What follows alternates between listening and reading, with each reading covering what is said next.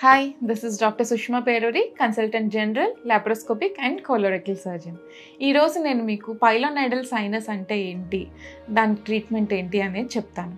జనరల్గా చాలామంది పైలోనైడల్ సైనస్కి perianal యాబ్సెస్కి confuse అయిపోతూ ఉంటారు. సో పెరియానల్ యాబ్సెస్ అంటే ఏంటి అంటే మన మలద్వారం చుట్టూ ఏదైనా పస్సు గడ్డ లాంటిది తయారైతే దాన్ని పెరియానల్ యాబ్సెస్ అంటాం.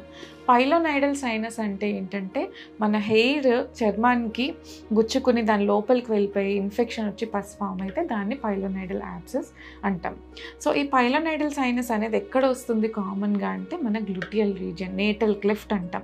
అంటే మన బటక్స్ మధ్యలో డీప్గా ఒక క్లెఫ్ట్లా ఉంటుంది చూడండి, ఆ రీజియన్లో ఈ పైలోనైడల్ సైనస్ అనేది ఎక్కువ వస్తూ ఉంటుంది.